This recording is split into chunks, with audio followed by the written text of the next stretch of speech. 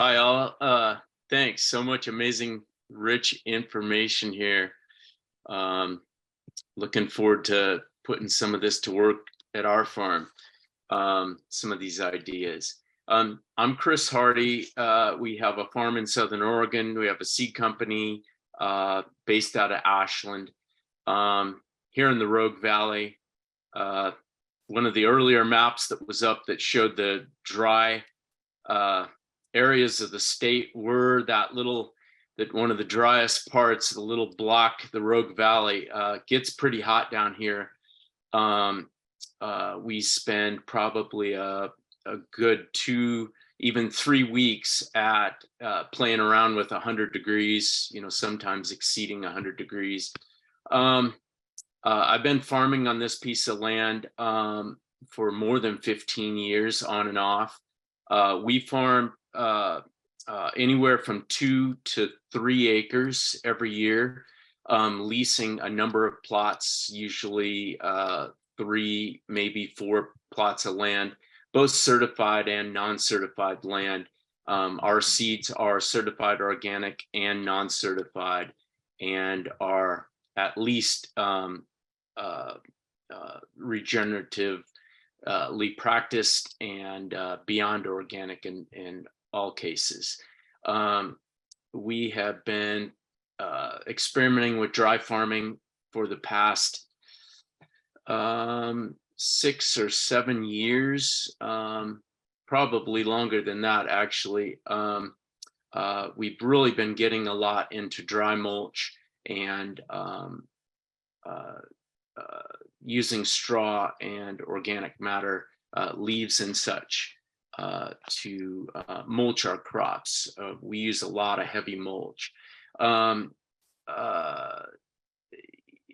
The hemp boom in Southern Oregon has really opened a lot of people's eyes as to what the right way to do farming is, and it's been a really interesting experiment, and it's also opened up a lot of opportunities. Most of the land that we've been farming on, peripheral to our main plot down at Eagle Mill Farm in North Ashland, has been hemp, or we have been interplanting with hemp.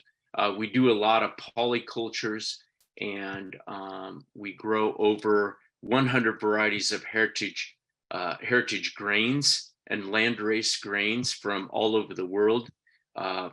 We came into this a lot of this grain work in partnership with the Rocky Mountain Seed Alliance. We started that partnership over 4 years ago, and we're in year 4 right now of our grain trials. This plot right here that you're looking at has close to 75 different grains, such as barley, emmer, oats, wheat, spelt, einkorn, kamut, rye, and most of them are heritage and landrace, and some of them have been locally adapted for many years here in Southern Oregon. Others are from places like Ethiopia, Iran, Afghanistan, Kazakhstan, Armenia, and Georgia and Turkey, making up the bulk of the germplasm we're working with, and they're from their places of origin in most cases, like emmer and einkorn, originated in the Caucasus region of the world, in Armenia and Georgia and Turkey and Syria and Iraq, and these places, the places of origin. If we could go to the next slide, let's see, trying to think. We've been doing a lot of intercropping. Here you can see some lentils interplanted. This was last year. We learned a lot from doing intercropped winter planting, of which we have done with warm weather crops and grains and squash and beans, stuff like this, vining crops, for many, many years, off the indigenous wisdom that we have learned from native communities. We learned a lot from trying to do that with winter crop. As I had learned in Ladakh in my travels in Central Asia, of planting brassica, lentils, and flax with their barley and their wheat that they grow. But spacing is really important. Timing is important. And yeah, in this case, we didn't have enough light. Even at 12-inch spacing, our grains were too close to really make that productive. Next slide. But the nitrogen was getting fixed, and we did end up with a yield, but the yields were significantly less on those crops that were not, the shorter crops that weren't getting the light that they needed. Maybe if you wouldn't mind, Matthew or Lucas, pass through a number of the next, just slowly go through these photos. These are our partner growers. We have a relationship with about a dozen growers down here in Southern Oregon. And we have been working on a seed library with these heritage grains. And so we've been producing what we started out in partnership with the Rocky Mountain Seed Alliance and some other growers, sources that we came up with. Started out with roughly a tablespoon of seed. There's Fry Family Farms. Some of you may know of Fry, certified, the largest certified organic market producer in Southern Oregon, who helped us produce at that particular field right there, Ukrainian wheat, Rouge de Bordeaux wheat, and a purple barley, incredibly deep, higher nutrient density barley. And we're really excited that Fry is going to be seeding out here in the next couple of days 20 acres of this grain, of which we started with 3 tablespoons of those 3 varieties of seed, is now going to be planting out 20 acres. And of all those growers last year, we produced for the seed library more than 2,000 pounds of grains that exceed 100 varieties of winter grains, that none of which were irrigated. Next slide. That's another grower. Next slide, please. That is einkorn. That is a hulless einkorn. We're really excited about a couple varieties of hulless einkorns we've been working with and selecting. And these do not need a dehuller. This is the oldest grain known, 15,000+ years, higher in vitamin E and protein, and loads more minerals than what you find in today's modern wheat. Next slide. That's Emmer. Just roll through the next several slides here, maybe, please. That's spelt, which we're working with both a hulless Emmer and a hulless spelt, of which do not need a dehuller in the process. That is a variety of Emmer.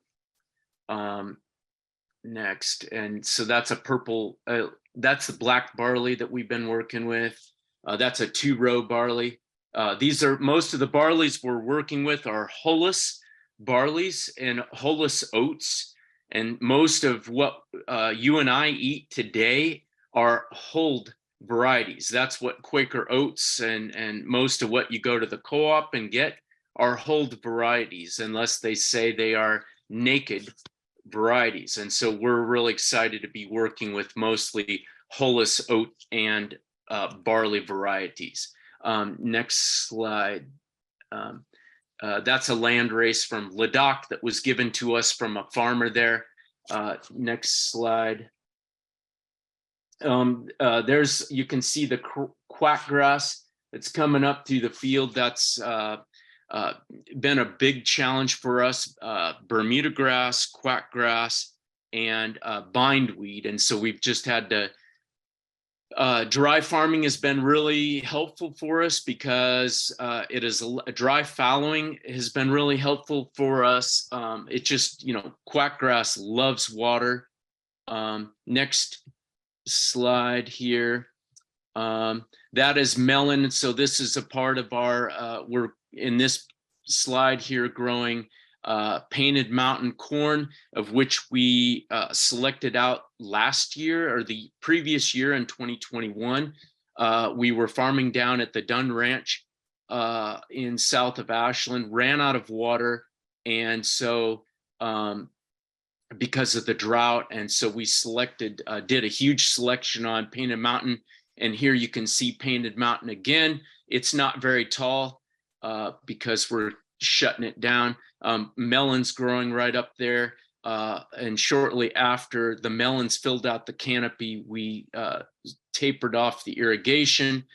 We use both drip and overhead, and the overhead allows us to have a better take with dry farm crops than the drip tape that we also use. But everything we do is based around seed, and so drip tape is kind of a little bit, we lean on that a little bit because we're not having to do so much overhead as we taper off our irrigation sometime in June, turning off most everything that we have planted. Next couple of slides here. That's garlic. Garlic has benefit. We had the best garlic crop last year, alliums, shallots, and garlic. We produce over 25 different varieties of garlic and a number of varieties of shallots. Have really been loving the rotation of the heritage grains that we plant in the fall. And then we plant the following year garlic into that, into the fall. A year later, we plant garlic into that, and the garlic is doing tremendously amazing. Next couple of slides here, getting close to the end. Next slide. Next couple of slides. Next slide. That's we do quinoa. We've been experimenting with dry farm quinoa. A couple varieties of quinoa that we have been growing are doing amazing regardless of 110 plus degree temperatures. While it's flowering, we have had great success with our quinoa. Next couple slides. Millet and some sorghum. And next few slides here, we're growing pearl millet. All of these are excellent dry farm results we've had with all of these crops. Next few slides. Next. I know we're probably about out of time here. You can see the biomass. That biomass is cut. We harvest the grains at the top. By hand, we place that organic matter directly into the bed. That is kept that way. We also import, when we need to, rice straw that is produced in Northern California. That is used in the pathways. And that's how we're able to really do really well with our dry farming, fall planted, non-irrigated winter heritage grain. Next slide. And we are, let's see, this is our grain trials that was just planted here a few weeks ago in December. Next slide. And we're using a dibbler to plant our garlic into those grains. So the dibbles, we're able to use no-till methods to plant our alliums. Last slide here. You can see that the chaff from the grain right there in the pathway. We keep those beds covered and we pull that material back and then plant our fall crops into what you see as exposed ground. To the left there, you see the beds of garlic that were not fall planted, that were fall planted grains the year previous. And so we're starting to produce enough heritage these landrace and heritage grains they're heavy biomass producers, and they allow us to basically continue to build the amount of heritage, the amount of mulch material that we have on the farm. So I'm really excited about that. It's really helping us, get to the point where we do not need to import any mulch for our farm. And I'm really excited about that moving forward. And I think that's all I had to share here, because I think we're ready for the next breakout. Thank you.